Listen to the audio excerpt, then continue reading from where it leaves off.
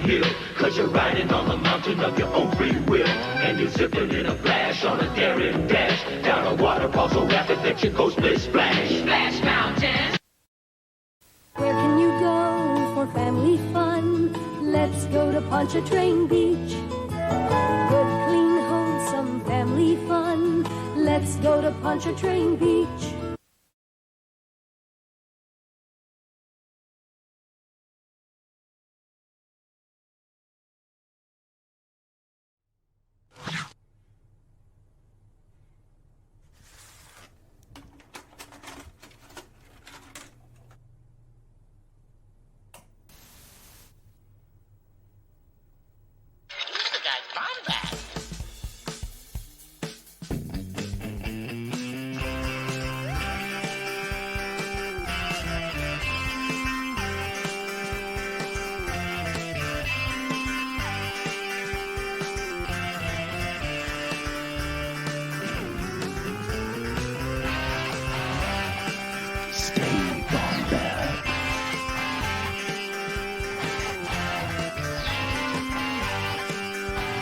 Welcome to the Bombadcast.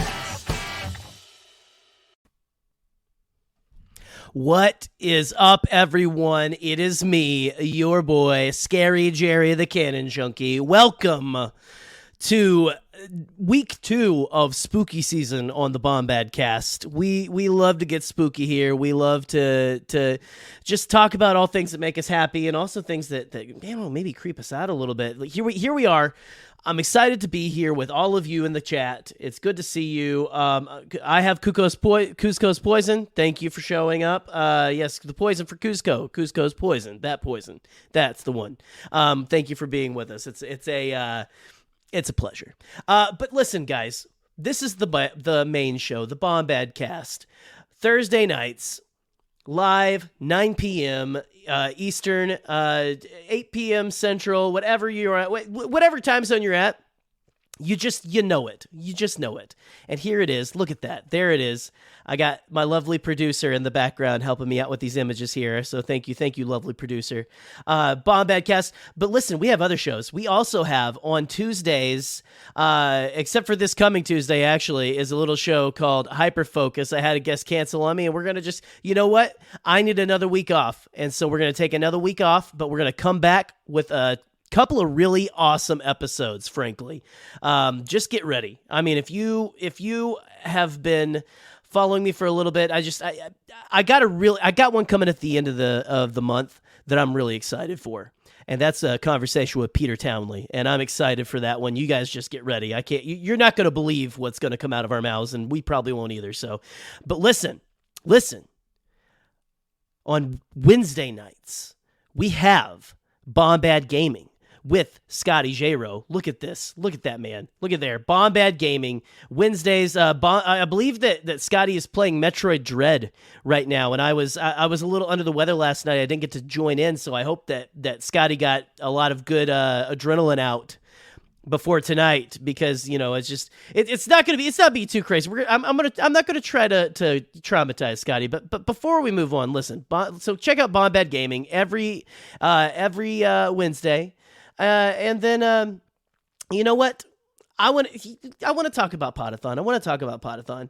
But I want to bring my boy in, my lovely producer in the background, the yin to my yang, Scotty J-Ro. Oh, I didn't know I was gonna be here. Sorry, I brought you in. It's weird. You brought you in. Well, yeah, but I'm saying like I thought I'd be obscured by this block, but apparently I'm not. This is like it's not, but like here we are. Yeah, there we go. Yeah. Hey, Jerry. Podathon. Scotty. Yes. What? You want to talk a little bit about Podathon, your baby? Sure. So Pete and I are hosting this year's Podathon. We're actually in a giant Podathon group message that is like blowing up right now. Everyone's telling each other our guest. And I'm not joking when I say this. I didn't know half the guests until just now. This is going to be a huge event, and I'm highly intimidated because, yeah, I think you're in that group chat too, Jerry. I think I am getting something blowing. Something is blowing up. Go to Bombadcast's DMs, and we're in it, and it is terrifying because slide into. We haven't had any good luck with guests. I've had 2 deny, and we're trying to hear from a couple others. So we're under a lot of pressure because we're hosting it, right? Bombadcast is hosting it with Pete. So Pete's got a good one lined up. I see some other people right now have some insane people line up. So I'm just saying Target's Top Shelf has Claudia Gray. Podcast of the Wills has Paul Sung-yi. So these are big people. I cannot disclose everyone else's, but now I'm looking at it. I'm like, oh my God, this could be insane. That being said, well, I'll just say, you know what? We got him. I'll just go ahead and say we got him. Pull the thing off the screen. We got him. Okay. I got our guest. It is Machine Gun Kelly is the guest for Bombadcast. Is he weed? He is weed. We're gonna ask him exactly what that entails. What is weed? He is. I was real, so I did not know what the hell all that was yesterday. I was a little like under the weather, and I come out of it, and I'm like, he's weed. What the hell is all of this? Are you smell like weed? I am weed. Like it came, I completely missed it, and apparently it's like that's what he said when she first met him. That was like their exchange. True romance and all that. Which, well, I mean, like, good for them. Love languages are interesting, right? I mean, let's just be it is. If that's what it takes to land Megan Fox, then I mean, like, I'm just kidding. I'm joking. It's more than that. We're all on the outside of this looking in, and we're like, what the hell? And they're like, we weren't there. We weren't in the moment with them and stuff. So we don't know. Yeah. And do I like Machine Gun Kelly's punk album and new punk music and stuff? Yeah, he's pretty good. Is he a piece of shit? Sometimes. He's sometimes a piece of shit. But anyway, no, Machine Gun Kelly isn't going to be on the show. If he wants to, this is an open invitation for Machine Gun Kelly. If you want to come on this weird-ass show and talk about Star Wars or weed or how you dyed your tongue black. Look at this. I guess there's just been weed memes and red flag jokes. Michael's not wrong. They're going to combine. It's going to be red-eyed flag jokes or something. There we go. Smoking too much weed. It is what it is. It is what it is. Scotty. That being said, I'm glad to be here. Podathon is going to be quite the event. Like seriously, I'm not joking. Mark your calendars, kids. November 6th, Saturday, all day. So the only way I got out of like not spending time with Katie, I have to buy her. I have to get like I have to pay for her mani-pedi. She's like, that's the only way you can do this event. I said, okay. I said, I'll do that. I said, whatever the leftover is, I'm going to send it to children in need for Make-A-Wish. That's the point. That's why we're doing this. Okay. We've got Tarkin's Top Shelf, Tatooine Sun, Stars Explained, Imperial Senate, Podcast as well as Blue Bantha Milk Co. By the way, I don't know if you saw that they announced it. They are doing a AI for Podathon, and I think I'm not going to make any guarantees. It finished today, didn't it, or something? Like I think like so. It finished. Yeah, we may have a moment in that, and I think everyone should get pumped because I will deliver. If it's even one line, if I play a Gonk droid, I will build a prop. I will play. I will literally like, not to get too crass, but like, point me to the casting couch, Matt and Sean. I mean, I don't. What does a guy got to do to be to be like an astromech on the back of a thing? Please. I don't mean to beg, but I will get down on my hands and knees and I will beg. Ain't too proud to beg, sweet darling. Ain't too proud to beg, sweet darling. So we've got Hollow Chronicles. They'll be doing a episode of bounty hunting, which we haven't done in a long time. And I think Jerry, we're gonna have a part in that too. But I have to figure that out when it comes to it. Wait. Bounty hunting. Okay. Yeah. I just assumed the day of Scotty's gonna go, all right, we go over here and here and here. Okay. All right. No. Cool. It's gonna be a good bit. So we got Peak Milk as well. We've got Broaxium. I heard they got some cool hell stuff. Yeah. Space Waffles has got something lined up. It's pretty sick. Beyond the Blasters with David Amalotti. And then of course we're gonna end the day with some drinks on Force Connect. Hopefully raise a lot of money for charity. And let's say cheersing the night away. I don't know what we'll end up making for Podathon financial, but we're already up a lot of money. Our friend Michael McCoy already made a huge donation. He already donated $100. Did not expect that, right? That this guy really. Mm-hmm. Listen to this guy Trioculus here, pretending he's all I'm Trioculus. I'm evil. Oh yeah, you like kids. You want kids to have their and not in the bad way. You want kids to have their dreams come true. Sure. Okay. Oh, It's man. like, sorry, I had a Michael Scott moment there where he like, have you seen that where he's making an online dating profile at the end of an episode? Yes. He goes, I made my username Little Kid Lover so people know where I truly lie. Well, Jerry, this is your bread and butter tonight. I'm gonna let you kind of run the rest of this show for right here. Okay, But real quick, we'll see how this goes. I want to show everyone this. Okay, this is a Bigfoot sighting that has been my going on in gosh. Alabama. I know it's terrifying. So we want to talk about cryptoids. This is a Bigfoot sighting that has been caught. Someone actually got a selfie with Bigfoot himself, and it was quite a alarming event. But anyway, I had to bring that up. Sorry, Jerry. That's fantastic. Jerry. You know, like it's not often that you see a shaved Sasquatch. Excuse me, that's Sasquatch. Sasquatch. Or if you, I'll give a little shout out to or what am I even trying to say? Gallinorian Saber. Yeah, no. It's I was trying to say the name of a show, Gravity Falls, and I started the brain and the words aren't working, so this is going to be fantastic tonight. So let's just hammer it on in. But to make a Gravity Falls reference, they on there have a stuffed Sasquatch with tidy whities on that is called Sasquatch, and so there you go. Pretty good. It is what Pretty it is. good. But listen, Look at okay, how so tonight. We got spooky backgrounds, by the way. I thought. Yeah, I thought look, we showed us that. Scotty. I was wondering what Scotty was going to do because his room is so bright. But Yeah. Scotty's being very brave. I'm tonight. nervous. I am. He truly is. genuinely nervous. I was telling that to Will. I was telling it to my students. I'm like, yo, I am nervous. Let's 'cause get I your do not let's like get your getting state of creepy. mind. Let's get your state of mind here. So what's going on? How you feeling? How you feeling? It's so funny when it comes to stuff like this. Like Jerry running a show gets me excited because I love when he gets super into it like this. But also, with that being said, I was nervous within itself because this is the kind of topic that I don't avoid. I'll talk about it. I like learning about this stuff. I like listening to podcasts, but like going before I go to sleep, that's what makes me nervous. That's why. That's the one. That's the one. That's the one. I'm not going to say that these things are known to like pop into people's Manifest? dreams, but like Okay. I will say that there was someone a podcast that I like to listen to, Last Podcast on the Left. And I didn't do research like they did, so they're not even going to touch us because they only come after you if you do heavy research on them. And I didn't do heavy research. I listened to a podcast and I printed out some pages from. I printed out excerpts from a certain book that is quintessential to understanding this topic. And so don't worry, I'm too lazy for them to even come at us, so no worries. Good. But there was like they did so much research that he was starting to have dreams about this entity. It was like a man in flannel with the bowl cut. Yeah. Standing at the foot of his bed like a big guy.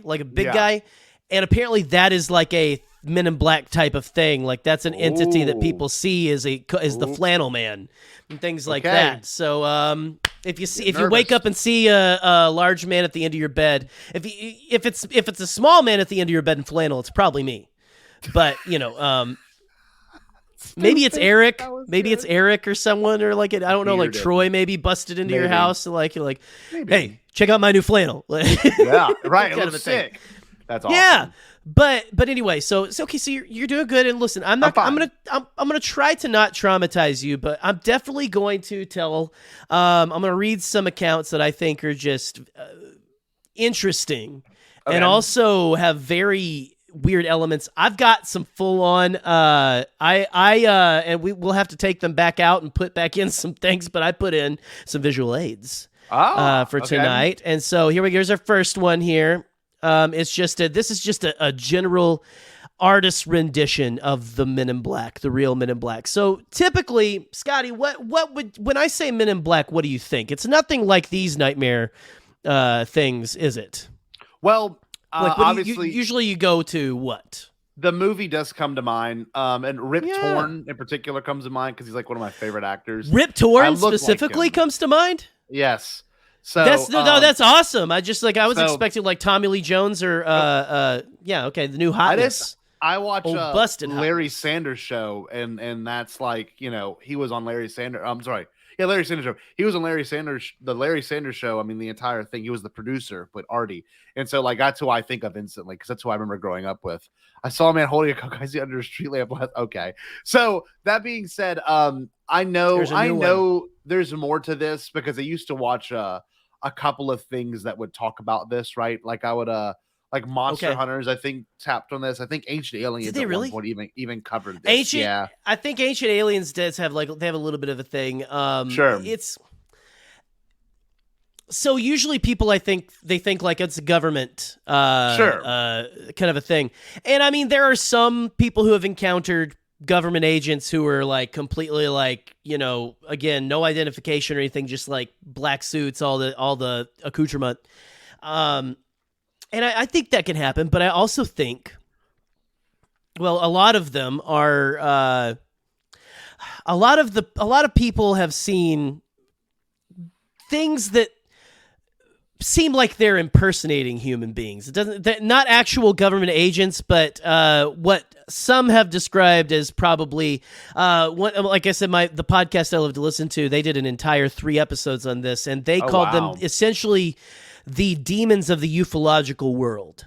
Okay. So it's just get ready. So, but we really kind of need to start at the beginning. And there was a time where these sightings kind of started, quote unquote. It depends on what route you want to go with it. The UFO craze really started back in the early 50s and everything, late 40s. Yeah. The word UFO, flying saucer wasn't even invented until like the late 40s, early 50s.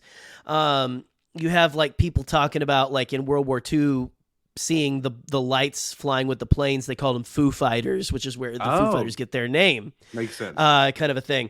But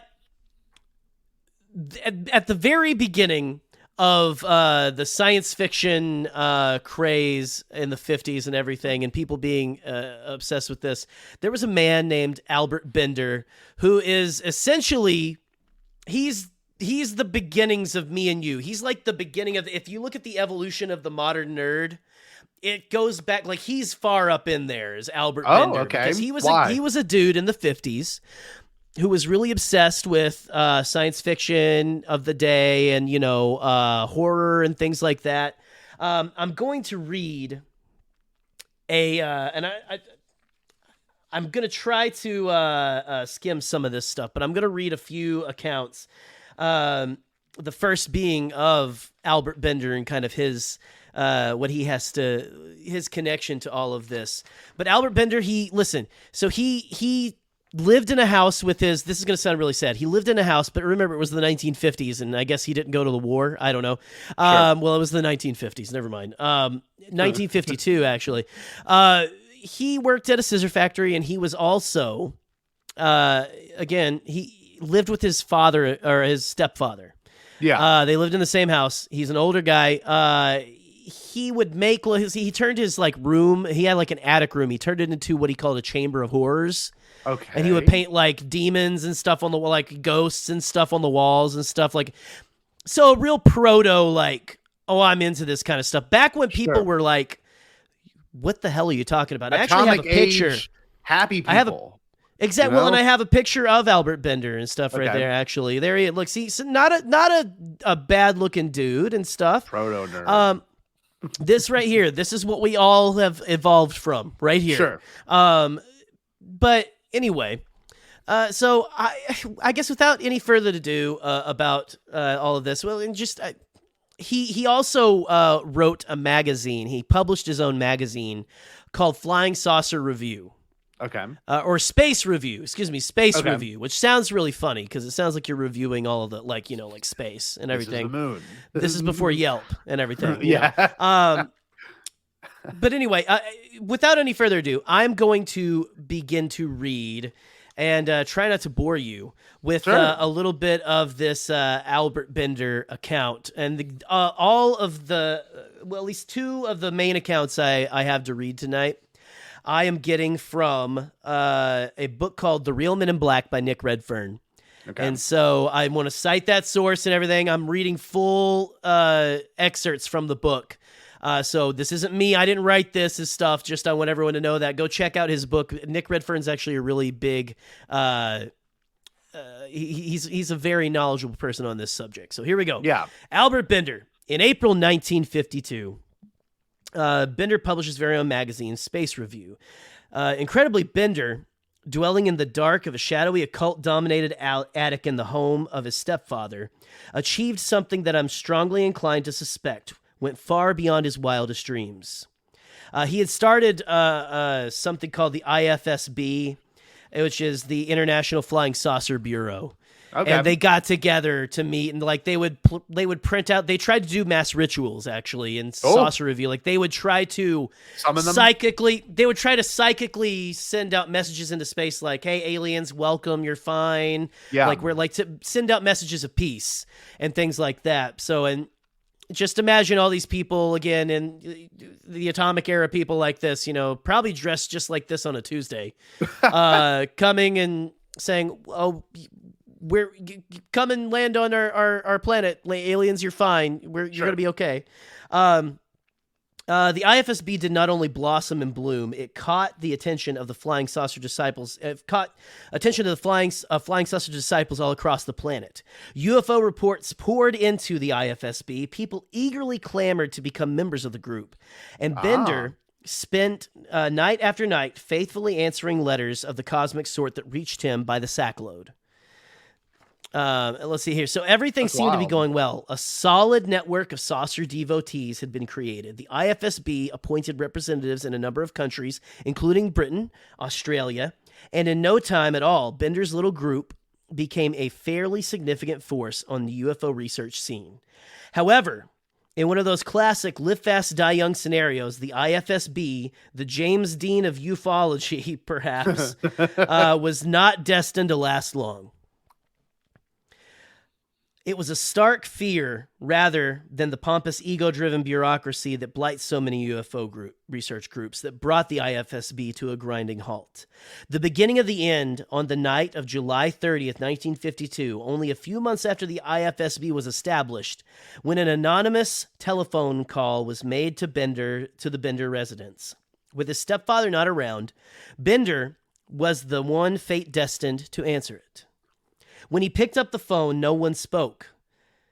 But Bender was instinctively certain that someone was on the other end of the line. Listening intently to the eerie silence, Bender's head suddenly spun and throbbed alarmingly. Mm-hmm. Then he was forced to retire to his bed. A few days later, and this is a thing that happens so if you're into this, people have reported getting calls. You hear either like electronic static or electronic voices or like just weird nonsense stuff, like people like, and then like, or silence and then hanging up, like maybe heavy breathing and everything. Which, who knows, it could have been someone who just was like, getting off on the fact that he's talking to someone, on the phone. But again, this is the 1950s. Say Spam what calls you will, didn't whatever. exist, children. Right. Did not exist But then. I mean, this is still a thing that happens. Apparently, this is still something that like there's things that weird. And again, technology now is there. I think there's different stuff that can happen with technology today. But anyway, so a few days later, fully recovered, Bender went along to his local movie theater.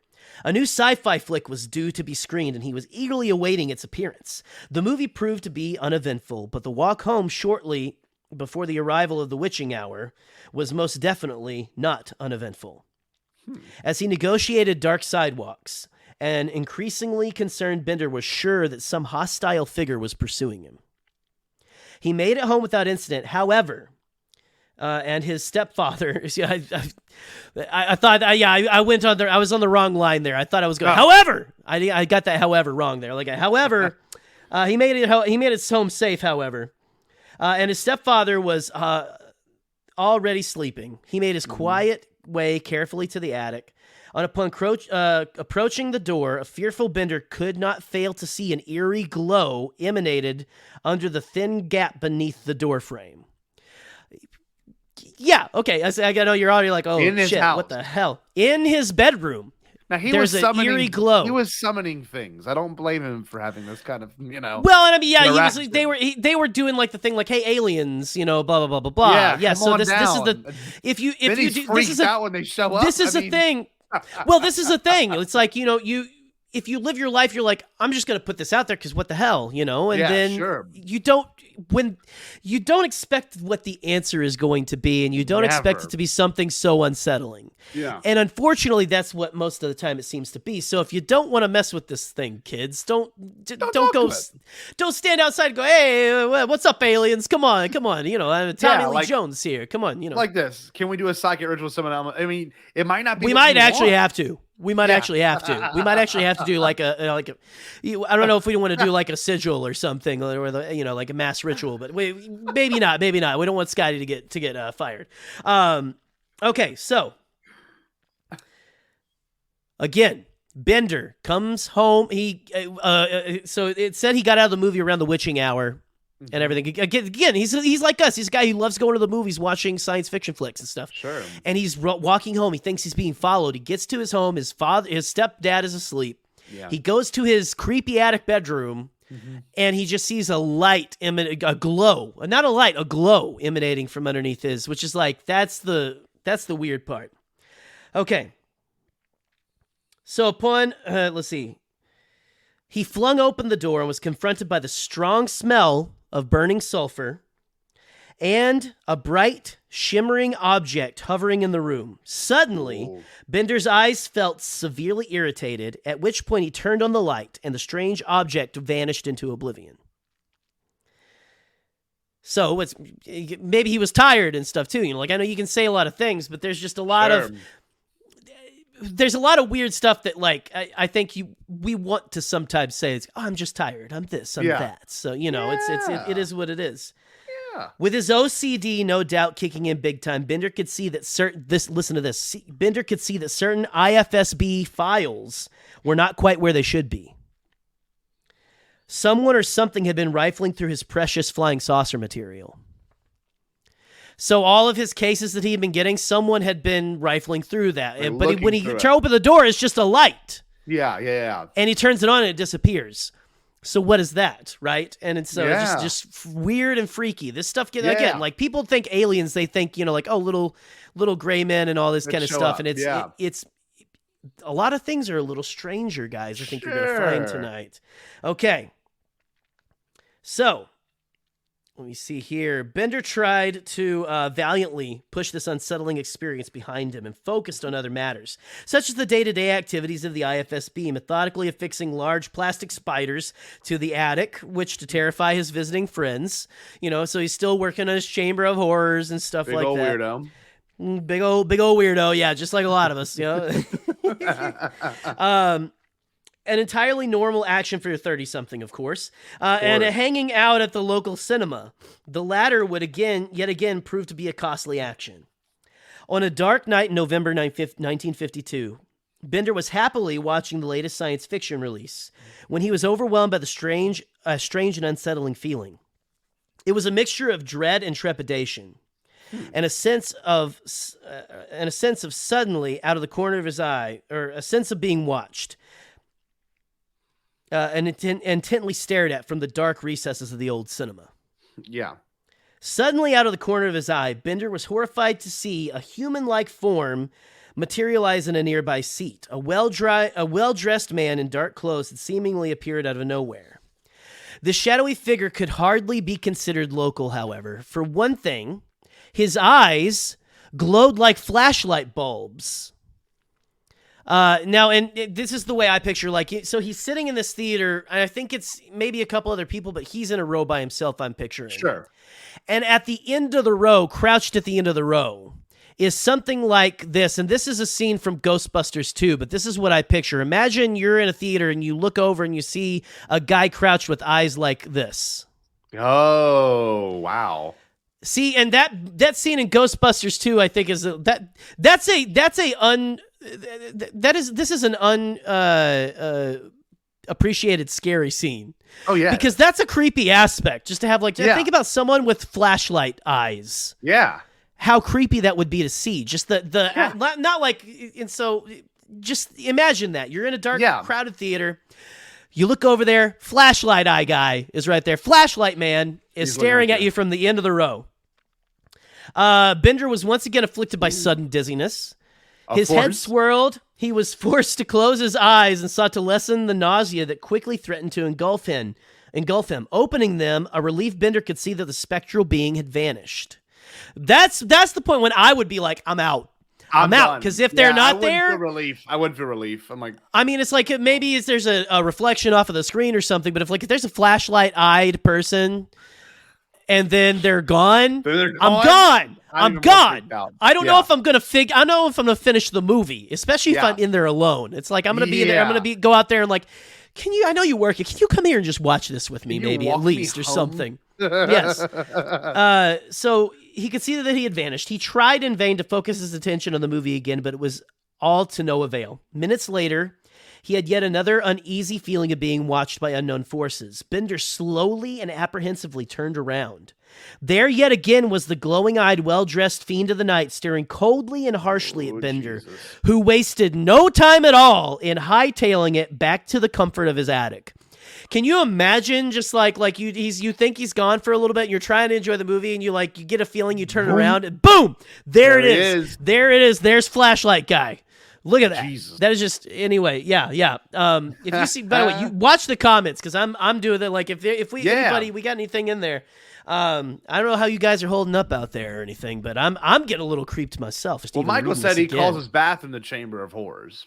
Well, I can see that. I call my big. I hope to earn the title of Big Old Weirdo. Boop, me and you already own that title. We already have that title. We are the ones who dole out that title on other weirdos. Yeah. Okay. So throughout the next months, Bender's dizzy spells continued. Brief manifestations of dark-suited entities plagued his days and nights. You imagine this. So this guy he's got a lot of success in this. Sure. And then all this shit starts piling up, and he's seeing these guys everywhere. Of course. Alarming outbreaks of poltergeist activity occurred in the attic.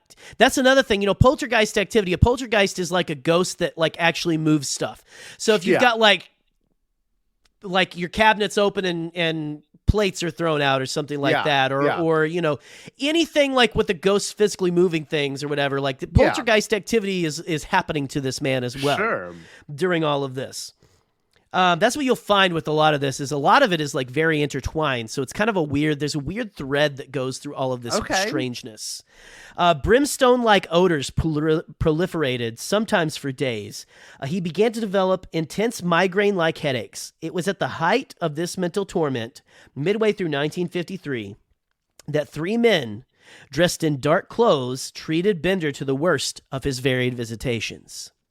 According to the initial story that quickly did the rounds of the flying saucer research circles, the trio of mysterious characters revealed to a panic-stricken Bender the dark truth behind the UFO presence on our world, but warned him, in hushed but stern tones, never to reveal what he had been told under any circumstances whatsoever.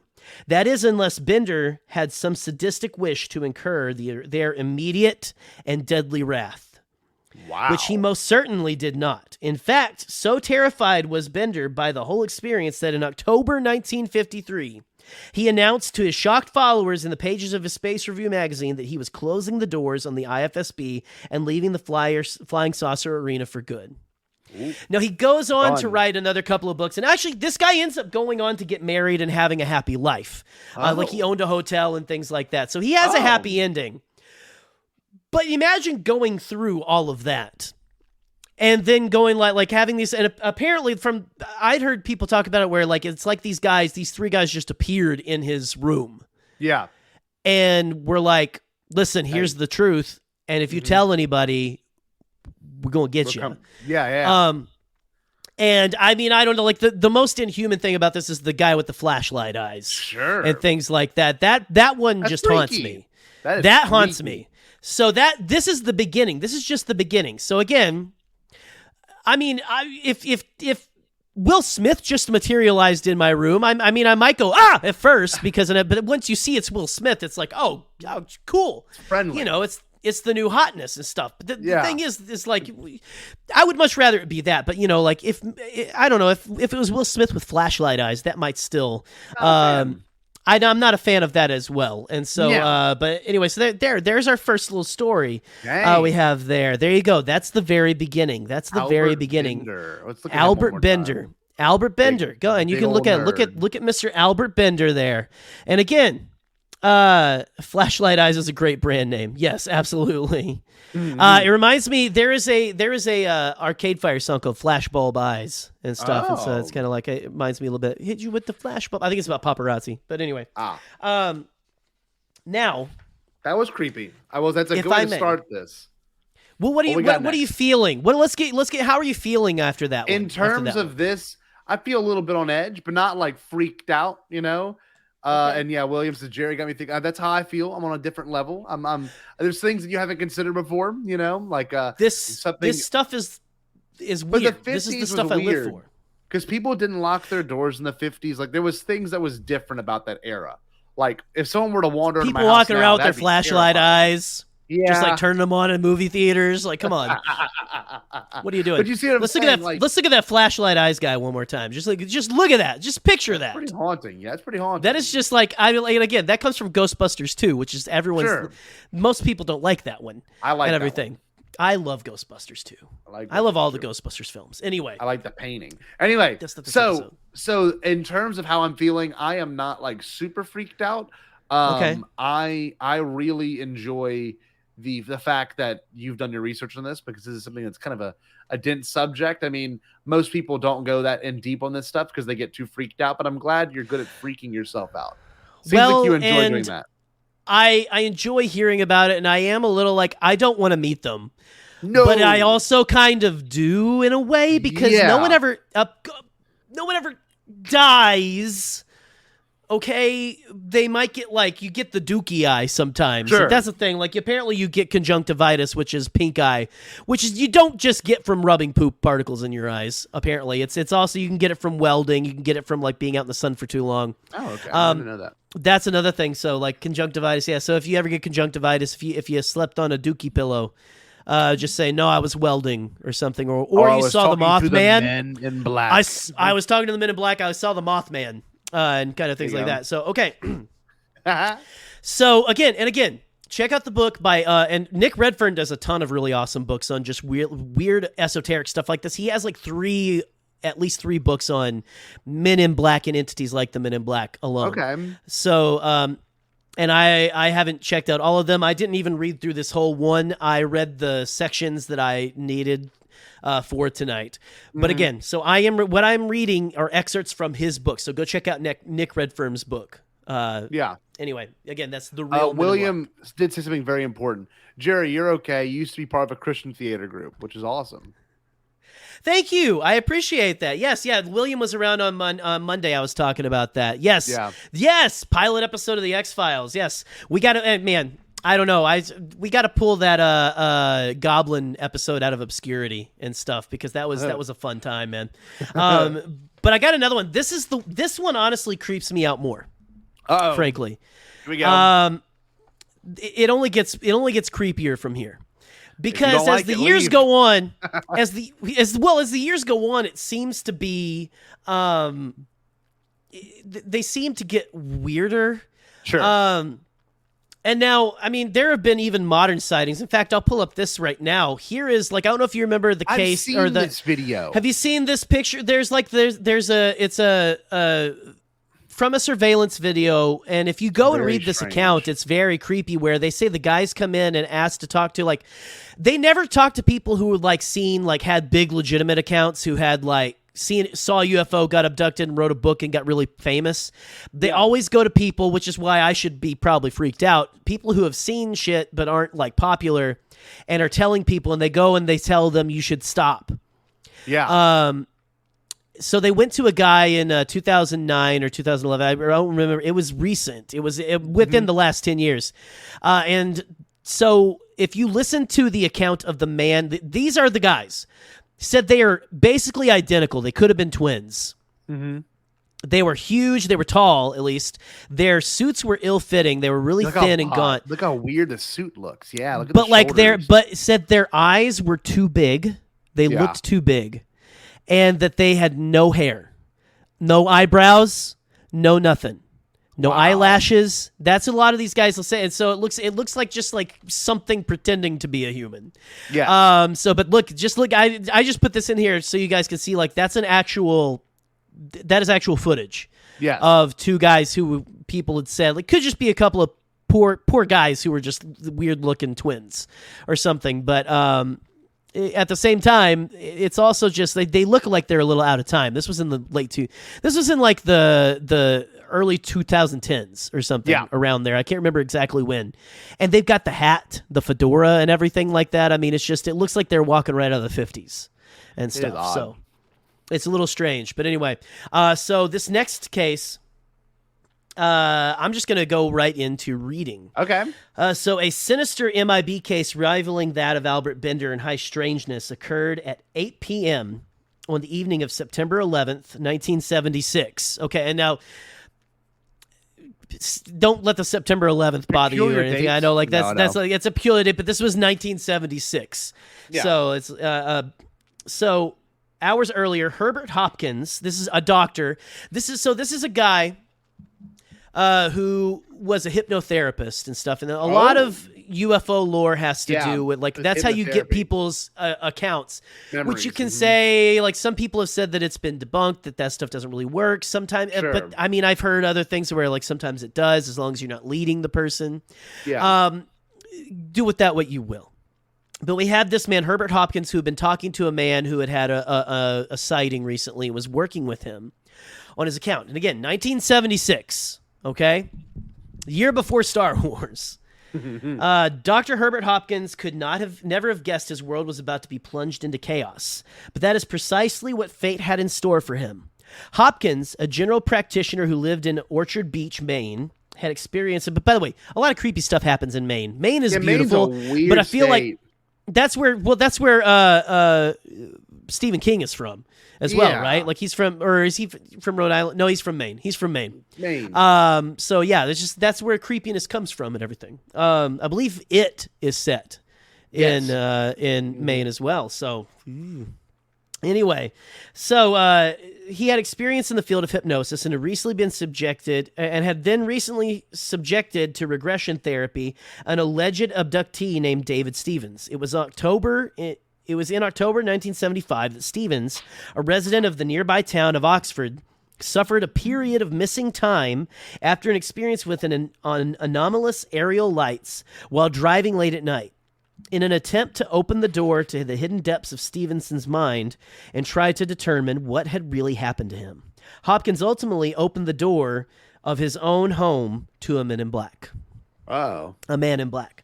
On the night in question, Hopkins was home alone when the telephone rang. On the other end was someone claiming to represent the New Jersey UFO Research Organization who wished to speak with the doctor about the Stevens case. Hopkins did not know it at the time, but there was no New Jersey UFO Research Organization at all. That organization did not exist. This was a completely fabricated thing. Oh. Had he known that, it's highly likely that Hopkins would, and again, it's 1976. He can't look this up. No. Right? Like, you can't look this up. You can't look this stuff up. And he's getting a call on his, again, kids, there are things called landlines. You know, the phones with, if you watch Stranger Things, the phones with the cords and everything, you know what those are. You know what those are. That's what it is, kids. Sorry. Let's see. Had he known, it's highly unlikely that Hopkins would ever consider what he chose to do next. He invited the man over right then and there. This, in and of itself, was very curious and totally illogical. Hopkins later realized, of course, as he did not even think to ask the man's name. Also, and which this is a thing that kind of goes with the Men in Black, is they have a little bit of a hypnotic quality where it's almost like a vampire like wants you to ask them in. Yes. And kind of a thing. Yes. It's like you have to invite the presence in. Yes. And everything, and it's almost like you can't help, like you feel like you kind of want to, kind of a thing. Yeah. Also, Hopkins' home had been broken into on 2 occasions, which made his actions even more puzzling and reckless. As a result of Hopkins' invite, the voice at the end of the phone soon arrived on the scene. In fact, he arrived too soon. Because it was already after 8 p.m., the skies were dark. After hanging up the telephone, again, 1976, and from reading this man didn't live like in the middle of town. No. So, and it's 8 p.m., it's dark outside. He hangs up his telephone. Let's see. And he went to the door to turn the outside light on to provide his visitor with some illumination for when he finally got there. To Hopkins' astonishment, however, the man was already there, making his slow, steady way up the porch stairs. So he goes, turns the light on. So he just talks on the phone to this guy. There's no such thing as car phones. Yep. No payphone. Like, there was no payphone near this location. Yeah. Okay. No, like, so take all that. Listen, he hangs up his landline, talking to this guy, goes to the front door, turns on the light. The man's there, coming up the yard, walking up the stairs. Yeah, just wait till you hear the description of the dude. That's like, it's just, I pictured that scares me the most. Is where I turn it on, and like when the light comes on, he starts moving. Yep. And it's like, oh shit. You've been there no the way. whole time. Nope, Yeah. nope. And especially back then, before they could call, it would still be creepy with a cell phone. Yeah. They're in your front yard? No, thank you. No, thank you. No, thank you. Okay. They're already there. So, so the man in black was there already, making a slow, steady way up the porch stairs directly towards the stunned doctor. Oddly, there was no parked car in sight, and Hopkins knew there was no telephone booth close by from where the man could have conceivably got to his residence with such mystifying speed. Even odder, Hopkins simply opened the door wide and let the man in. Again, he's home alone. Apparently his wife and kids were out at a movie, and he lets this dude into the house. So, like, if you ever your loved ones go off and stuff, you get a weird phone call, just like be ready for it to be like something like this and someone waiting in your front yard. Okay. Yeah, no. It gets worse. The identity of the man did not become any clearer when he entered the Hopkins residence. Perhaps it was the unsettling appearance of the caller from the darkness that helped ensure that Hopkins totally forgot to secure a name. The man's clothes and Homburg hat, which is like it's like a pork pie hat. It's like a bowler hat almost, kind of. Yeah. Like just like a fedora, but just like old, like weird and obscure. Sure. But so the man's Homburg hat and clothes were utterly black. His suede gloves were gray. The skin was deathly white. Cool. His body was skinny in the extreme, as was evidenced by the man's wrinkle-free suit. Let's see. Hold on. Yeah, his skin was deathly white and the body was skinny. So like he deathly white, like corpse white. Sure. Dead guy. The man's corpse white walking in. He was skinny in the extreme, as was evidenced by the fact that the man's wrinkle-free suit, like the suit was full, like free of wrinkles, everything, was clearly too large for his sickly-looking skeletal frame. So this man is a gaunt, like imagine how Edgar the Bug in Men in Black, the first one, walks. Yes. And everything, like imagine some whites, like the skinniest, tallest, most dead-looking dude you've ever seen alive, walking up your porch and into your house, okay? Not a fan. Well, get ready for more. More astonishing, when the man sat down and removed his Homburg hat, Hopkins could not fail to see that he was totally devoid of any hair on his head. There was not even any telltale stubble. In addition, he lacked both eyebrows and eyelashes. So completely pale, weird dude. The man's bright red, extremely thin lips stood out dramatically in contrast to his milk white skin. So imagine this. You have a gaunt Joker. Yeah, literally. He's bright red. The man has bright red, thin lips. Yeah. Walking in. So imagine that. You have this just dead guy, essentially, like Joaquin Phoenix from The Joker, but with absolutely no hair. Okay? and probably even skinny. I don't know. Like I just picture that, but like maybe taller and skinnier, like more unearthly feeling. Sure. The man's bright red, extremely thin lips stood out dramatically in contrast to his milk-white skin. A sure sign something awful and inhuman had entered the Hopkins abode was the reaction of the family dog, which was part German Shepherd and part Collie. It barked furiously as the man came into the living room, then put its tail between its legs and raced off to the safety of the nearby closet, where it shakily remained for the duration of the mystery man's visit. So the dog is even freaked out by this thing, okay? The man in black was seen. That is, yeah. If your dog freaks out by you need to say, please leave. Yeah, please leave. Go have a sandwich and go. Go. I don't know, like hold up Batman or something. Yep. So the man in black was seemingly unfazed by the actions of the frightened hound. He got directly to the point and began questioning Hopkins about his work on the alien abduction experience of David Stevens. Even the mode of questioning struck Hopkins as strange. The man had no detectable accent, was extremely unemotional and monotone, and seemed robotic in his physical appearance and mannerisms.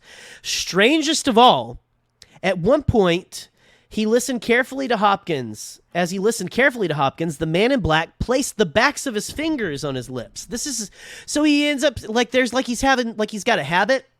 But it's like, have you ever seen someone just like touch their lips with the back of their hand kind of a thing? Hopkins noted with amazement, listen to this, that the gray gloves the man were wearing quickly became stained red.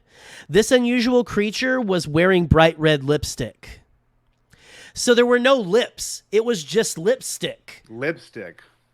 So like, and I mean, you could see like maybe there were lips or something, but it seems like they were so thin. So like what he was, it seemed like maybe there was just like a hole, and he was just like trying to make it look like he had lips, and he was like, so he kept putting the back of his hand on his mouth, and he would come back, and you could see the red lipstick, which is weird.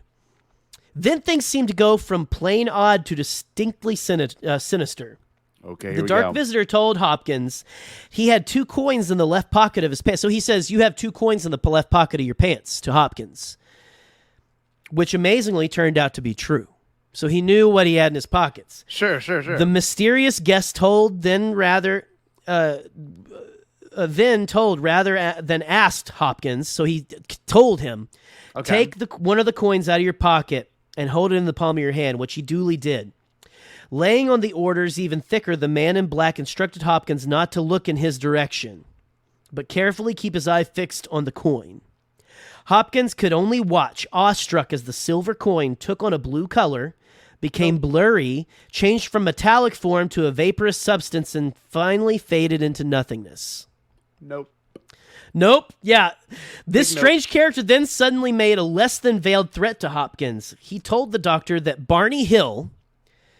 Okay, so Barney Hill, real quick. Yeah. Barney Hill and Barney and his wife. I forget. Boop, if you can in the comments, if you can see if Boop, Barney and Betty Hill, Barney and Betty Hill were the first two people, the first people to be abducted, and they. For one thing, they were already they were an interracial mixed couple. Yep, I remember he that. was a black man, she was a white woman back in the 50s and everything, and it was very this messed them up. Yeah. And Barney, it really messed Barney up. Like he had a lot of physical ailments, especially just a lot of stuff going on with his genitals as well. Yeah, which was not cool. And it was a very bad thing for them. And but anyway, so Barney Hill had just passed away a week before this happened, apparently. This event, okay. This event. And so this man in black is bringing up, which if you're in the UFO world and interested in that stuff, you know who Barney Hill is. The husband of the famed 1961 alien abductee Betty Hill, whom we learn more later in a later chapter, which we won't learn about that right now. He had died. So he said that Barney Hill had died because he had no heart, just as Hopkins now no longer had the coin. A feeling of pure dread came over the doctor. So he basically said, now, so what he was saying is, I did the same thing to the coin that I did to the coin to Barney's heart. Wow. Now, it is. I should mention Barney Hill died of, I think it was a brain hemorrhage and everything. Okay. But again, that's not the point. The point is this. Here's this. The point isn't he's telling the truth. The point is here is this weird, gaunt creature with painted on lips. Yeah. A corpse telling you, I made a man's heart disappear like that coin just disappeared out of your hand. Yeah. Threatening you. It doesn't matter if it's true or not. The man just made a coin disappear from your hand. Literally, yeah. Yeah. Okay, so Not the Man in good. Black then ordered Hopkins to destroy any and all data relative to the David Stevens affair. Otherwise, Hopkins would surely be bound to follow the same fate that befell Barney Hill. And again, in reality, he said, so ensuring that he did as he was told, Hopkins was strongly warned that by the Man in Black that he would definitely know if Hopkins had followed his instructions or had not. So I'll know if you did it or not. So again, here's this guy who has no accent, talks in a monotone. I'll definitely know if you haven't done it, kind of a thing. Yeah. Then came what was perhaps the most bizarre aspect of the evening. Oh, God. Listen. Yeah, that's the most bizarre? Okay. I know, it's like it keeps going. Then it gets more bizarre. The speech of the man suddenly became noticeably slow. It began to noticeably slow down. He stood up on what Hopkins could see were clearly unsteady feet and made his way to the door, which Hopkins opened for him. Gripping the railing tightly, the Man in Black departed with a clumsily worded claim that his energy was running low. Let's see here. Which is weird. So my energy is running low. Yeah. An astonished Hopkins could only watch with a mixture of fear and trepidation as the man took slow, cautious steps toward a very bright light that illuminated the driveway to such an extent that Hopkins could not make out what was responsible for the intense glow. There only that it was no car, or at least it was no normal car. Hopkins raced to the kitchen window to try to get a better view of the scene, but both the curious caller and the light had vanished in the few seconds it took Hopkins to reach the kitchen. Okay, and so here we have the conclusion of this. By the time his wife and children returned home from seeing the movie, Hopkins was in a state of considerable distress and near panic. Wow. After telling them what had occurred, he wasted no time in demagnetizing all the tapes of the interviews he conducted with David Stevens, and then for good measure, he threw the tapes into the roaring fireplace, where they soon were forever destroyed. As were Hopkins' precious notes and files. He was that scared. Wow. Such a thorough cleansing, Hopkins earnestly prayed, would bring things to a halt. It did not. For almost a full week afterwards, Hopkins had terrifying nightmares during the early hours in which the face of the Man in Black loomed before him and over him, getting bigger and even closer. And the family was briefly cursed with a prevalent calling card of the Men in Black, widespread telephone interference. Oh, the prevailing calling card of the Men in Black, widespread telephone interference. So their telephone wasn't working quite right. Yeah. It was all quite enough, unsurprisingly, for Dr. Herbert Hopkins to walk away from the David Stevens affair without a single look back. And again, that is from an excerpt from The Real Men in Black by Nick Redfern. Again, check this out if you want to learn more about this stuff. That one is the one that gets me the most. That one's freaky. It's the one because it's the other ones. It's like, okay, it could be a man with like their eyes light up, but then you have someone who comes in who's clearly like, "What are you?" Yeah. What's there going are on? other, and I mean there are other things I'm not going to talk about right now. Other cases you can go and look at. I mean, there's a lot all over Point Pleasant with the Mothman sightings. Actually, if you look at like the Mothman prophecies and everything like that, the movie with Richard Gere is great. But the actual story is absolutely bonkers. There was UFOs. There was, maybe we'll do Mothman and Men in Black. Mothman's incredible. We'll have to go. We might have to. Well, that will take a lot of research. We might have to that would be awesome. Actually, I would be interested. Mothman's a really awesome character because that's the one that was the most widespread. That was like the Arizona Lights. There's a lot of people saying they've been seeing Mothman around Chicago for the last several years. Wow. So watch out, those of you in Chicago. Rick.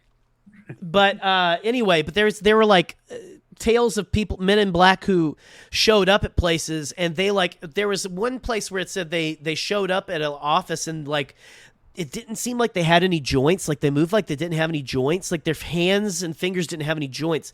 So they couldn't open doors and stuff. Like like they didn't know what doors were. They were like, "What is this?" and stuff. Yeah.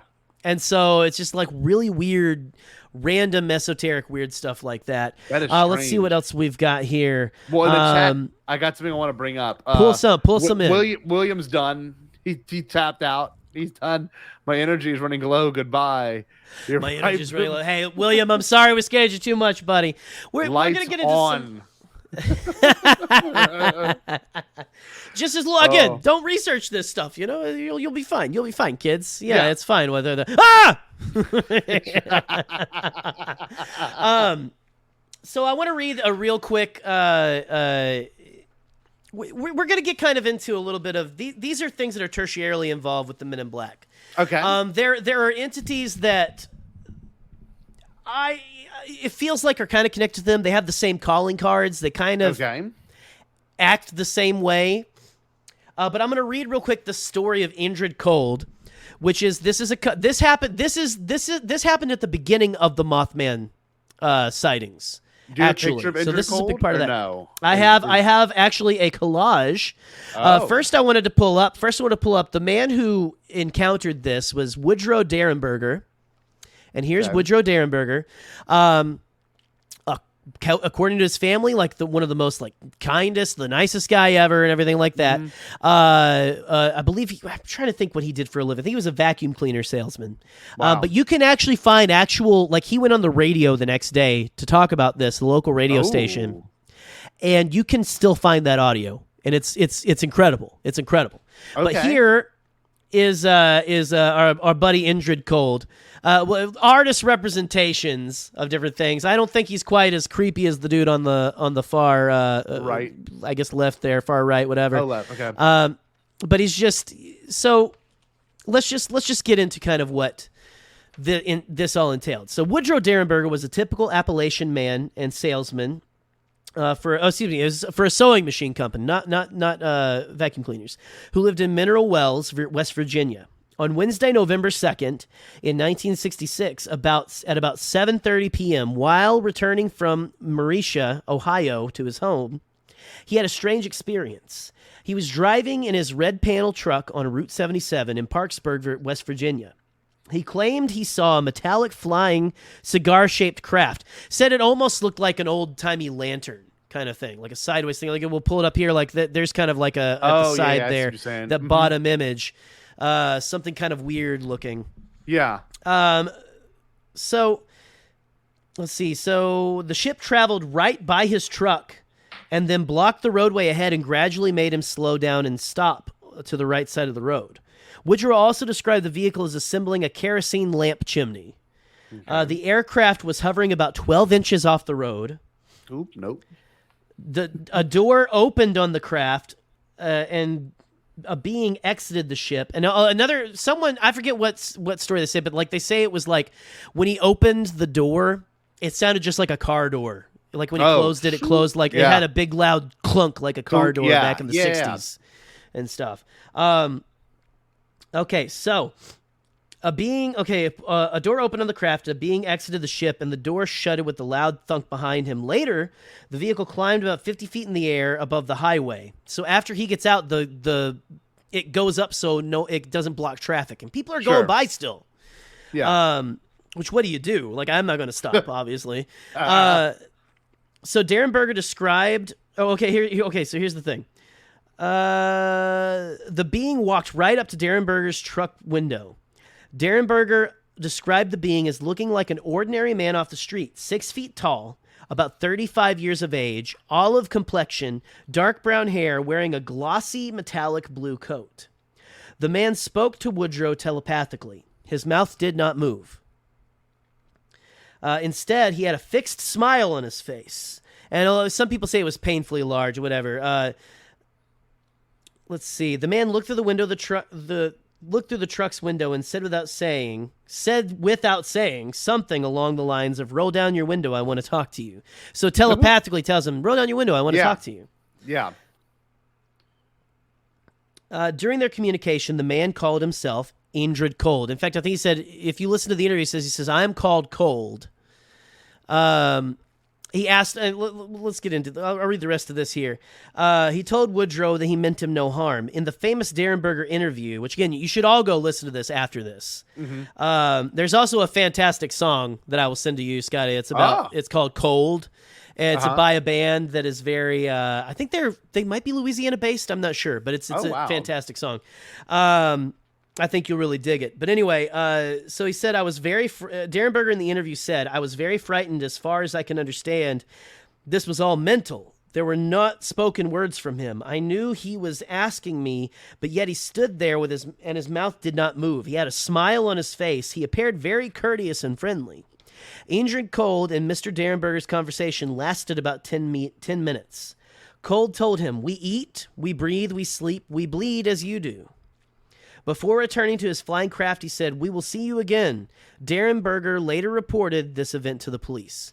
And so Woodrow Derenberger eventually wrote a book, and apparently this went even farther, and he got to go to this dude's home planet and everything. He says... Lanelop or Lanilus or something. It's something very. Just open the door. You got a Men in Black coming in. Yeah, no, Patrick just opened the door. Legit. Like Patrick. You can barely. Oh, there you go. There you go, Spooky Boy. There you go. There you go. DMC's tail. Oh, Patrick. Sorry. So he visited that place. So apparently, but that's the story of Indrid. That's a and we can cover more of that if we do like the other thing. But like, excuse me, a lot of people kind of think Indrid Cold is like a Man in Black and stuff because apparently he was wearing a suit. I think he had like a checkered shirt and a tie, and the suit was like a suit, but it looked like it was made of like a shiny silver material. Yeah.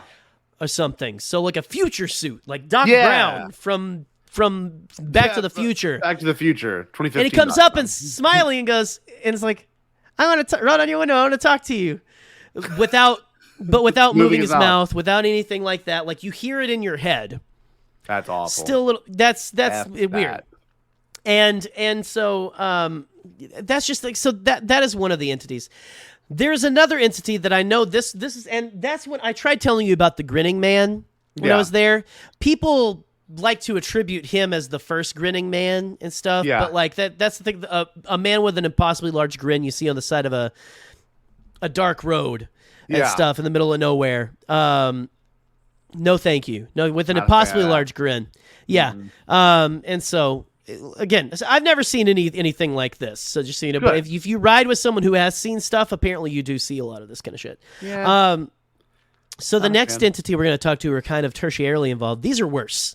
These are called black-eyed children. Nope.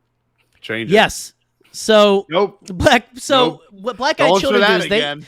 I didn't like that. This one's going to be the worst. This is why I saved this one for last. Great. Black-eyed children are kind of like the Men in Black, in which they are like, they show up at your house uninvited and they want you to invite them in, right? So there's a lot of stories where people are, the first one was of a guy, I forget, not Brian Blessed. There's that's Boss Nass. No, children. But okay, so you've got this guy in Texas who, like, the first encounter with them is creepy as hell. Like, it was back in the 90s. He's going to pay his... I thought you were going to bed, William. I thought you were going to bed. No. Okay, so... He's a lot like me. Ooh. Essentially, these... And I'll kind of... So, I'll tell a little bit of this tale, and then I'll tell another one that strangely kind of links them possibly to the Men in Black. Like, straight up links them. Christ. So... they are incredible birth control.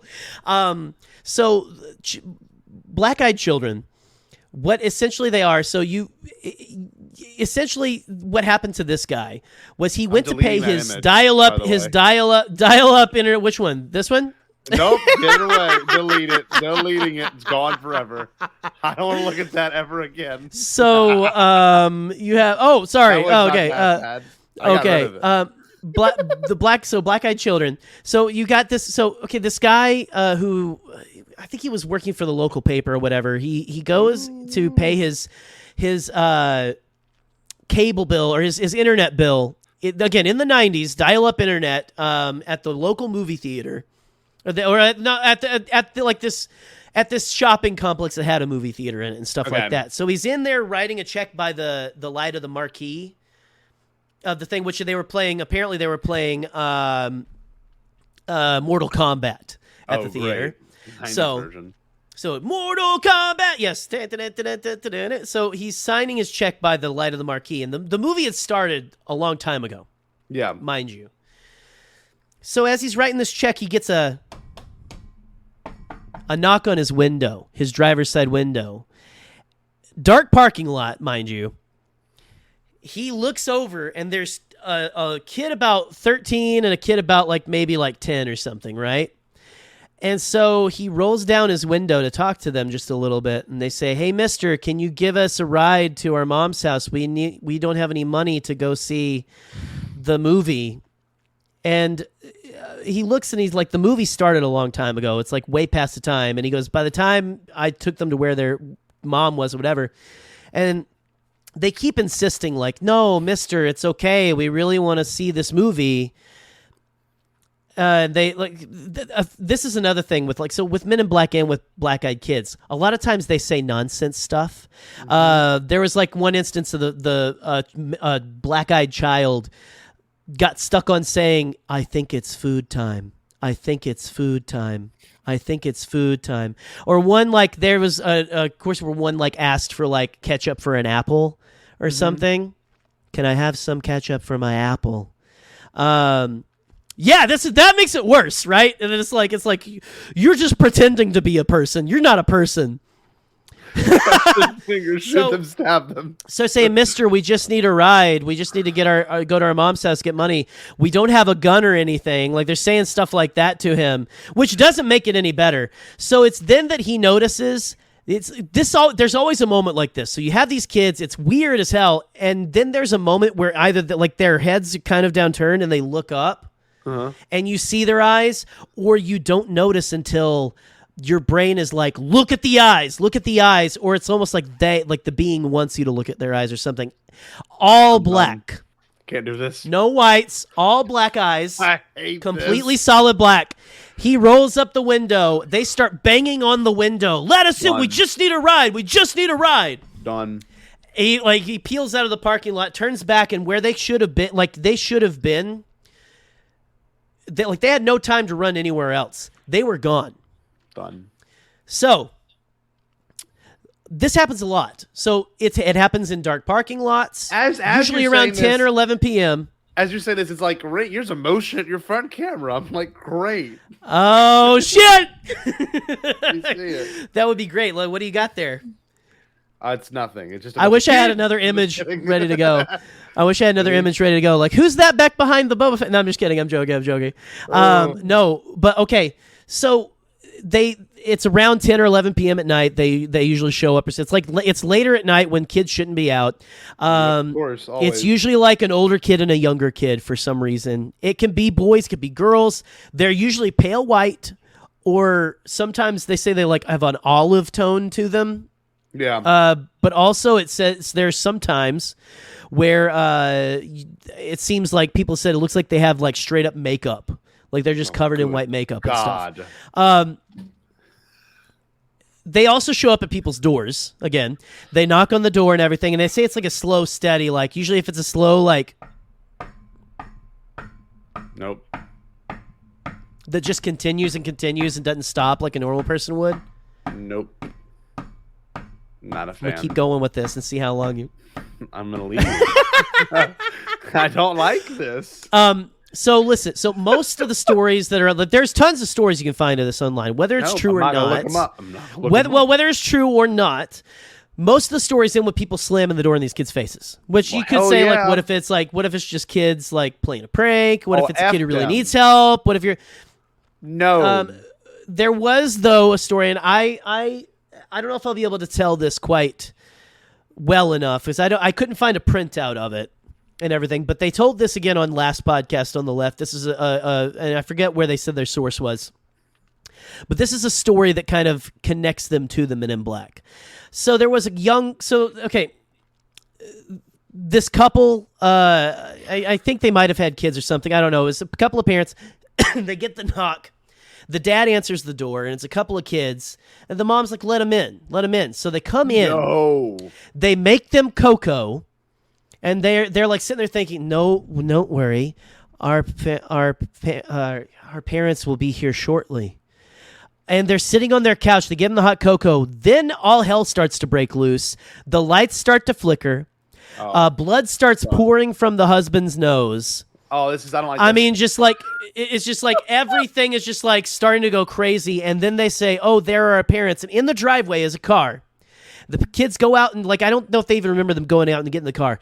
But driving the car were two tall, thin, extremely pale human, pale-looking figures in black suits.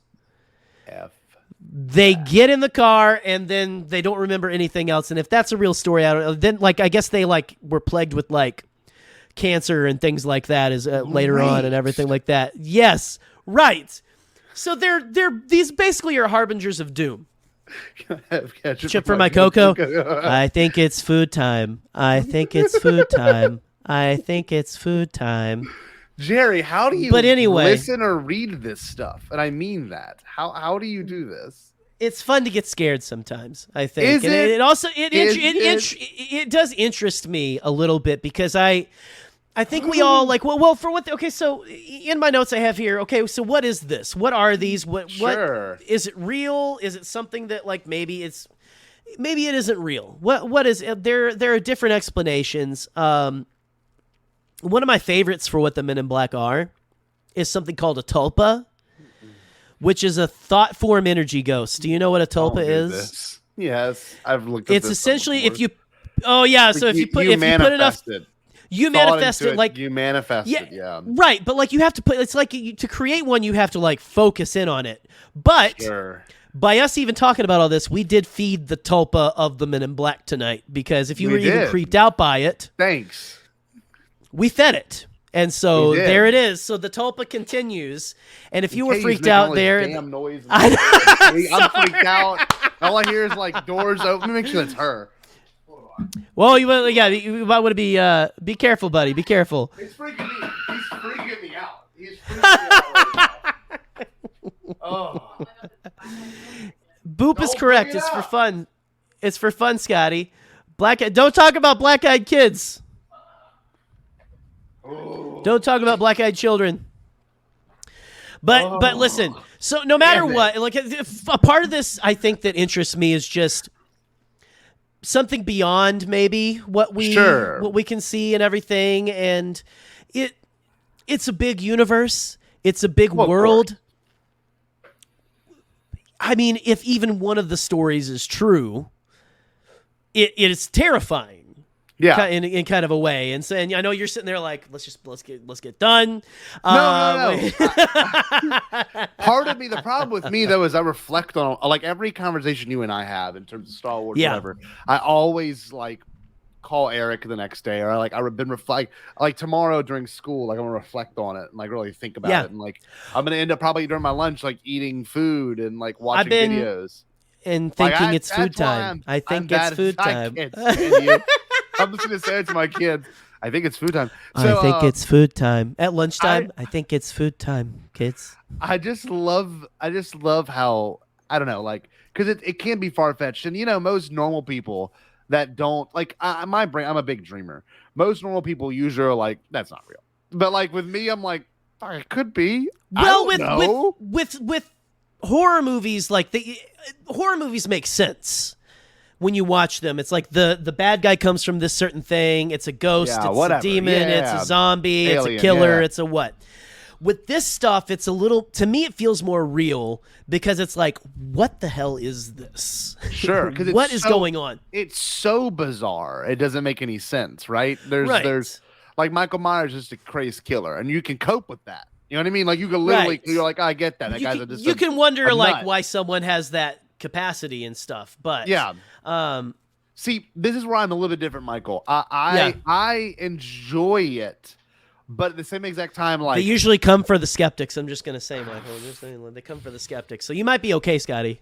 I hate you so much. You're not. No, you're not interested. You're not a skeptic. I think they might be like, that dude. No. We want a tasty skeptic like Michael. See, like whenever I'm like, I don't get in states of paranoia often, but like, but like I said, I do reflect a lot on whatever I've watched or whatever I've discussed for the day. Like I live in a constant state of reflection just because I think it's kind of zen to do that. But like when I'm taking Obi out tonight, I hope so. When I'm taking Obi out tonight, I am just like, I don't even know what Turn that light on. I have to turn that light on, bro. Norm Macdonald videos just to like calm myself down because he's do whatever you need. You know? Do whatever you need. Thank you for subjecting yourself to this, by the way, because again, this is like I hope you guys all found this interesting as well. I 100% in the chat did. And stuff because like you see the movie Men in Black and like I actually even like I like the reboot and I like the one where Tommy Lee Jones is Will Smith's dad in the future or how the hell that movie goes. Whatever Josh happened, Brolin, that was great. Like he ended up becoming it was all weird. Father, that was amazing. But all that being said, like there's something really kind of cool about the mysticism, like storytelling back when thousands of years ago, ancient man and women, it was all about the mystical, right? Like deities showing up and gods. And I think in its own weird way, this is kind of like the modern myth. And do I see this happening to people? I mean, I hope not. I would hate if this actually happened. And I wouldn't wish this on anyone. I wouldn't wish this on anyone. But at the same time, I weirdly want to see one. But at the same time, again, I'm like, nope. Yeah, because you know what it could cause, and what if they're like kill the Bombad cast, and you're like, okay, I gotta kill the Bombad. You know what I mean? Like you stop talking about AOP farts. Yes, sir. Yes, just stop touching your non-lips. Oh. Stop talking about AOP farts. Stop talking about Bombadcast. My makeup seems to be running. Excuse me. My energy is low. Energy low. My lips are gone. Bye. She keeps making all these noises. Here she is. No, I know you are. You will kill me. I'm freaked out right now, babe. Good. I can't tell she's joking. That's why I love her. Oh, good God. Hey, black-eyed child eating black-eyed peas. Black-eyed peas. See, like this is what. Okay, I will say this. We're in creepy mode now. I like getting creeped out, especially by the creepypasta stuff, because that is Star Wars, and that is like written to be fictional. Sometimes Michael's story was way too realistic. The real encounters are really see. That's what I love. I love real encounters are the ones that freak me out because stories are great. Stories are great, and like, ooh, that is creepy, that's scary, but it's a story. But when you have like, and again, it is a story, but when it's something that someone said, this actually happened to me. I saw this and I can't explain it. Yeah, now that's the stuff that makes me go terrifying. That's the stuff that makes it makes you feel alive. Yeah, and honestly, it makes you feel alive. It makes you feel like there's more to this world. If there can be incalculable evil like that, why can't there be incalculable good? I can't even say the word and stuff, right? Like, just think about that. Like, the possibilities are endless. Yeah, in a world like that, and so it fascinates me to no end. So I'm glad you could expose this to me only because we've talked about the Kelly Hopkinsville encounters, the aliens. That is something I can mess with that because that is just so whimsical almost. That's so beyond. It's so whimsical. It's just weird. It's just bizarre. It's creepy, but it's like if you think that someone actually saw that. But this is like the freaky part. Look, and I've talked to Katie about this with horror movies that I really, really enjoy. Once something is in your home, a place of such familiarity, that's when it becomes unsettling. And like we talked about, like, why some, like, what's scarier, like something within you or something within your space around you. Like that's the kind, to me, that's like the plot of the best horror movies is like a disease-based horror movie, like Contagion. Yeah. It's like a thriller horror movie. I love that movie because it's about you getting attacked within. And then you've got like Close Encounters of the Third Kind where, you've seen that movie. No, yeah, you've seen Close Encounters of the Yeah, Third yeah, Kind, yeah, right? yeah. So you've got Well, Barry and the getting fourth kind is more F terrifying. Have you that. seen I the won't even fourth kind? We'll not talk about that one. That movie, as a kid, movie's freaky as hell. That messed me up. So, but that one messed me up too. bad, Just so you know. Bad. Like I'm getting chills talking about it. That's this shit right here. That's this shit right here. So, Close Encounters of the Third Kind, the movie does this where like Barry, gets abducted from inside his house, little boy, little 3-year-old, and then you've got I forget. I don't know the names off the top. But of I my can head. tell you this much: the main character played by I almost said Richard Deakins, but that's not it. Main character by Richard Dreyfuss. Richard Dreyfuss. He ends up, going crazy in here, trying to figure out this UFO stuff. So, like all that being said, movies and stories that penetrate that realm of humanity, like getting stabbed by someone in the middle of the night or whatever it is. That, of course, that's freaky. Don't get me wrong. Getting, broken into is crazy, creepy. But like, that's the stuff. Like psychologically, you're like, it's the stuff where it's like not even walls can stop something. Sure, that's the creepiest thing. It's like Jaws. It's like Jaws making you afraid to go into the water, but it's like I'm afraid to just exist right now. Exactly. And you bringing up Spielberg, this is the thing. Spielberg and all of these guys were into this kind of stuff. That was a huge. I mean, when did Close Encounters come out? Was that 80 or 79? Okay, like his stuff and Close Encounters of the Third Kind. That was what the 70s and 60s were like when it came to that. Yep. People talk about like seeing stuff like that, like weird, obscure, and all kinds of. And actually, there was like I think Jacques Vallée, who is a actual UFO researcher, was actually in that movie. Yeah, or someone played Jacques Vallée, or something. But so this is the stuff that inspired the filmmakers inspire us today, and so there's the scary, weird side of it, but there's also just the wonder and the what is going on, what truly is going on, and it fuels that creative spirit in us, and that's something that's I think also just endlessly amazing to me, and that's how you can tie it back, I guess, to Bombadcast. Well, I was gonna say people that don't have, like I would say Jerry and I don't know because we're dreamers, but we have pretty vivid imaginations of what we enjoy, right? When we can reflect and think about these things on deeper levels. But like people that you would pull up the street, like, and I'm not talking bad about anyone I know, but like I do know people that like wouldn't give this two thoughts and completely deny it. But I think it's important to acknowledge the hint of a possibility, like of anything, right? Because some people's lives were ruined back then. If they like, a lot of people are like, oh, they're in it for the money or something. Not everyone gets a book deal. I'm sorry. No. Most people who come out and talk about this stuff end up getting ridiculed. They lose their family. They lose their friends. Because a lot of people don't want to talk about it. No. And they deny it, and they will like cut you out of their lives because they don't want to hear about it. And so that's anyway. It's just to be nicer to people who experience things is all I'm kind of saying. Give it a chance and listen and be creeped out with them for a second and go, hey, I hear you, and kind of thing like that. Because that's the worst possible thing. You don't want to be alone when you're experiencing things like that. You want to have people around you, and so that's, I guess, if anything, you get anything out of tonight, like maybe have an ear open to listen to someone if they have something they want to share with you or something. Use that, be Bombad in that way. Yes, look at you, Jay. And then sleep with your lights on. It's fine. Lots of normal people do it. It's okay. So I want to say this. I want to say this only because I'm thinking about it too. William has been obsessed with asking me if I eat Burger King. I said, yes, I've eaten it. It's fine. Like, I don't get it often. Like, he literally comes to me every day. He goes, you like Burger King? I'm like, yeah, I like it. It's fine. What are you doing this for? And he walks away. I'm like, what is we all have to say Burger King from obscurity. It's starting to go by the wayside, but so maybe that's what it is. I want to kind of prep everyone for next week because this week was fantastic. Next week we are reviewing Dune. So, Jerry, you got your tickets for it yet? You gonna go see it that night? I don't know. Yeah, we might have to see how that goes because of my job right now. How early I have to get up. I might have to bow out for that one, but we'll see. Okay, we'll see what happens. Well, Eric and I want to.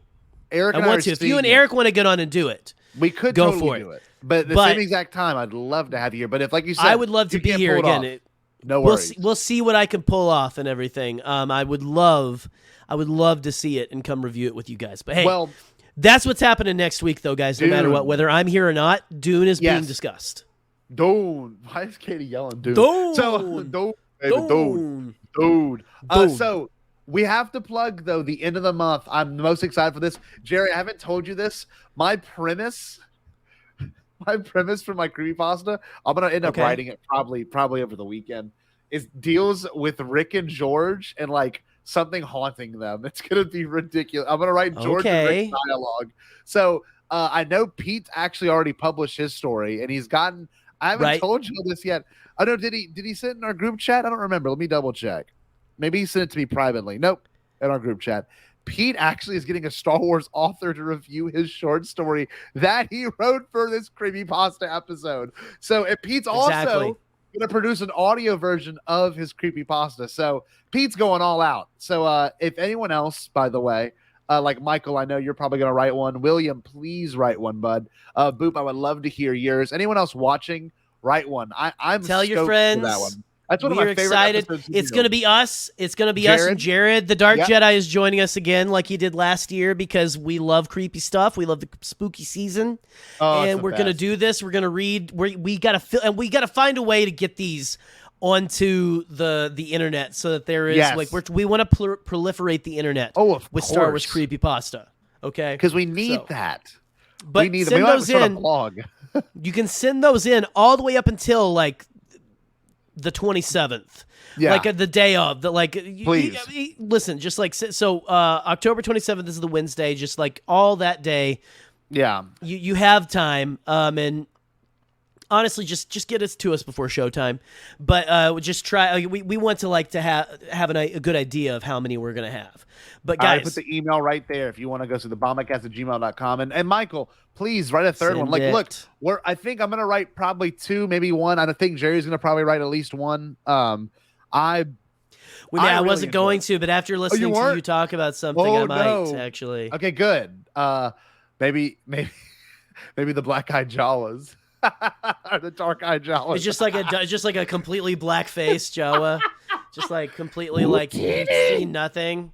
What would a Jawa say that would make no sense? I think it's Utini time. I think it's Utini time. Can I have ketchup for my Womprat? He speaks basic. That'd be creepy. A Jawa that speaks basic. Oh, I like that. But anyway, it's going to be a fun next couple of weeks, and I believe the week after that we will be is that before or after Pod? That's before Podathon, I'm pretty sure, right? That is I have the to look week it up. Before. And we will be actually talking Ghostbusters, which makes no sense. But we're also going to be hyping up Podathon, so it's going to be bad. We're going to be bomb. Bad bomb bad. It's going to be bomb bad. And just to cleanse the palate a little bit here, why don't we talk to our friend Popeye? Popeye. Had a little bit of money, so the Lord did me good. Got all kind of shit. Got the glow sticks. I got the gotcha bag. Got the Hawaiian punch. Man, everybody won't holler at Pop what you need. I got it. If I ain't got it, I can find it. You understand? I'm selling glow sticks. Glow sticks that go with the You know what I'm saying? I just did the whole thing. No one heard me doing it, but I can do the whole thing, cadence and everything now. I'm very proud of that. That is everybody fantastic. Want to holla, Pop what you need. I got I can find it. Understand? I said like you're saying you got to like that could be like the next like pop sensation, right there. The next pop song sensation. What you got? But a little money said the Lord did me good. Pop. Got what you need. Got the glow sticks for the yeah. I got the glow sticks to go with You understand? That's my favorite. You understand? My favorite. I want to find. Absolutely. Okay, there is a full video of that. I will never play the full video. It's wildly inappropriate. Hey, that's a video. Oh, it's wildly inappropriate. Man. So we want to see. I want to see if we can get the raw file of that, like the actual full interview with Popeye. I want to be able to show that to everyone in the stream. I would love to. I would love to. But so unedited. Oh, Jerry, I think just to clear my mind, I want to play a couple of clips just to make sure I'm okay, buddy. You're okay. You play what you need. Play what you need. Also, her er mit Herzen von I forgot we had that one on there. Harrison fun. All right, Paul. Wait, he goes, "Fuck off."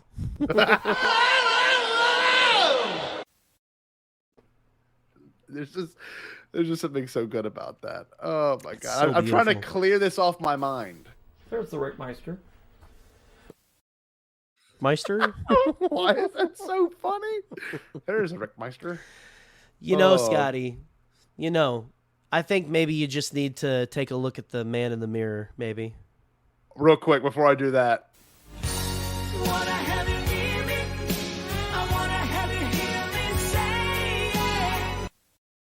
I want to talk to Dave Filoni so bad. I just want it to be like, I just feel like, Dave, I didn't know, and then play that clip. One day I'll be lucky enough to have that moment with Dave Filoni. Oh my god! The reason in my life. Hey, we haven't watched this one in a second. Inspiration. Me and Jerry watched that Go like on. 3 times that night. Oh, okay. We watch that Let's- so often. Let's calm each other down.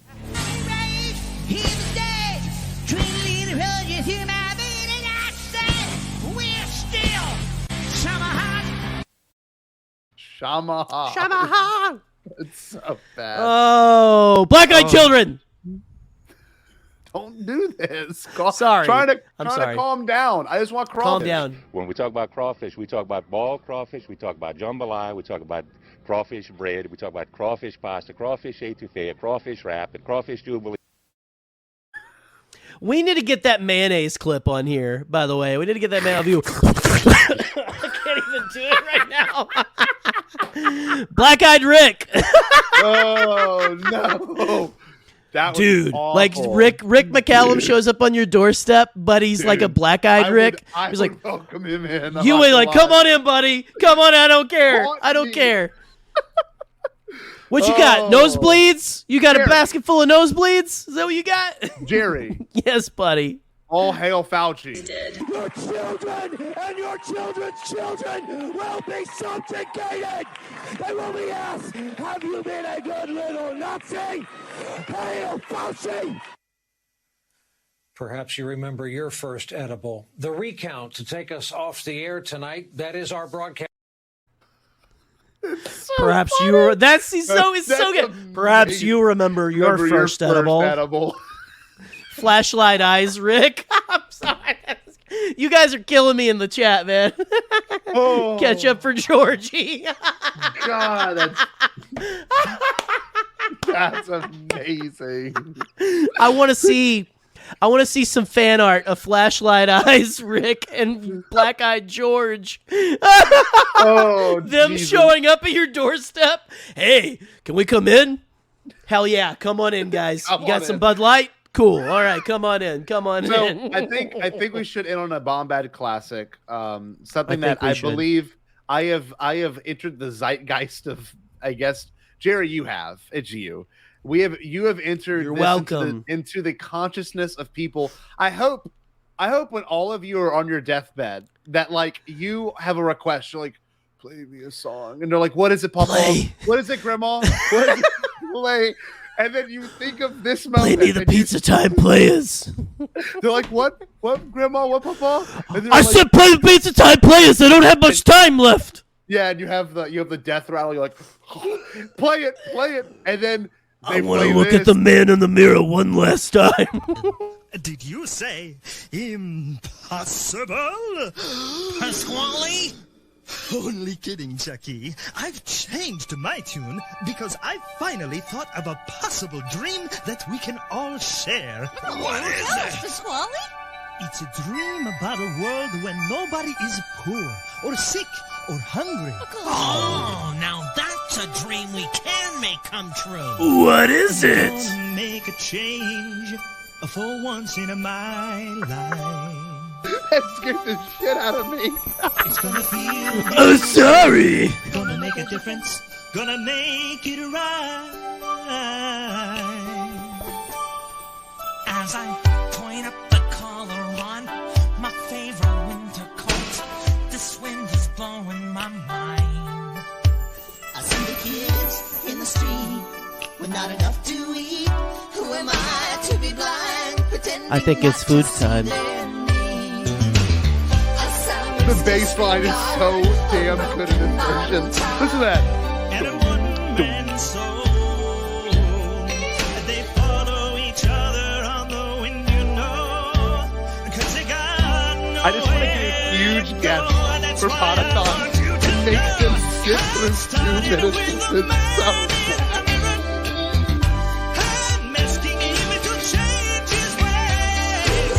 And no message could have been any clearer.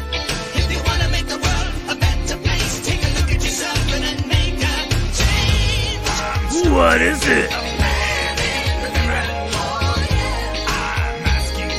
Dude, let us in. I just want to look at the man in the mirror.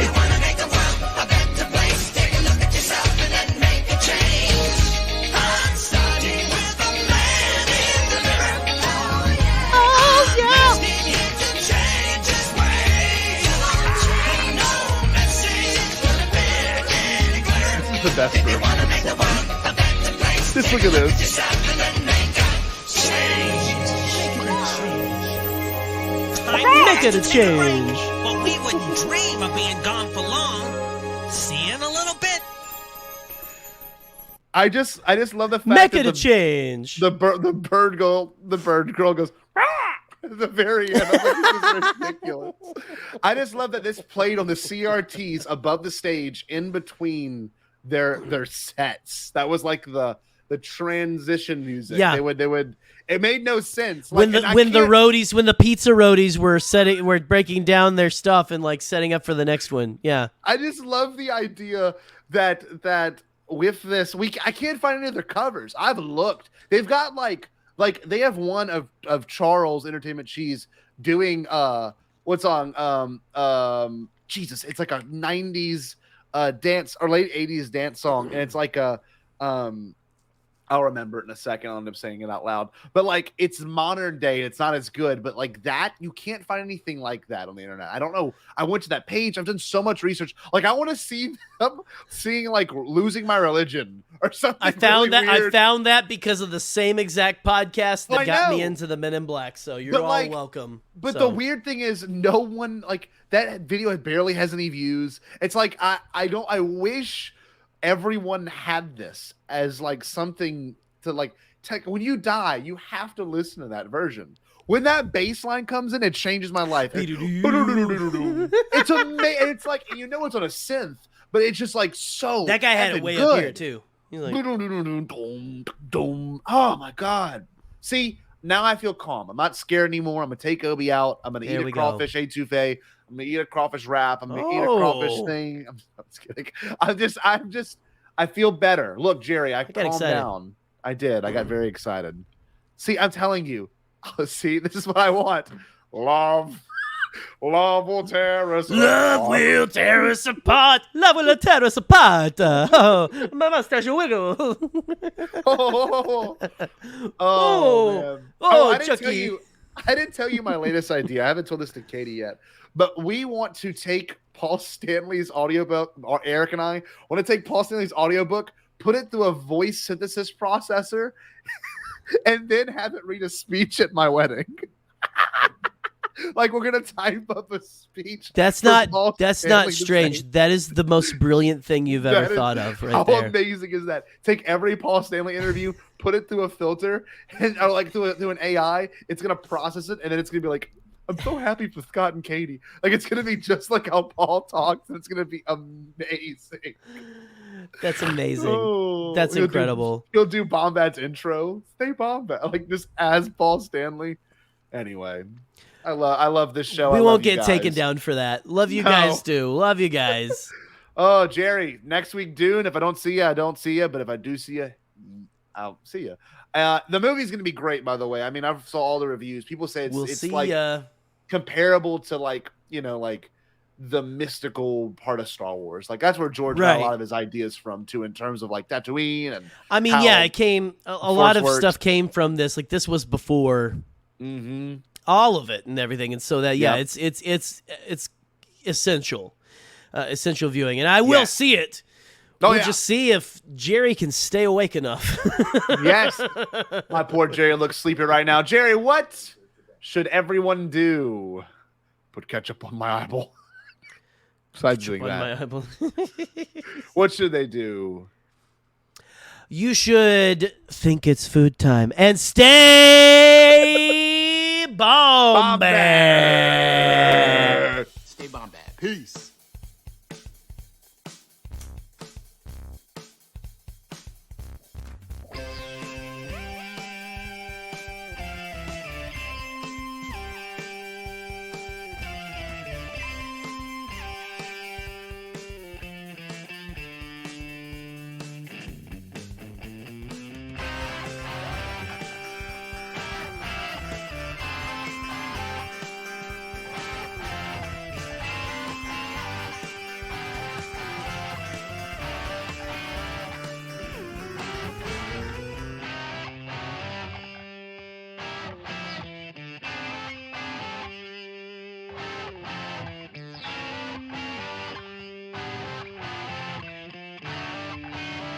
You shall all bomb.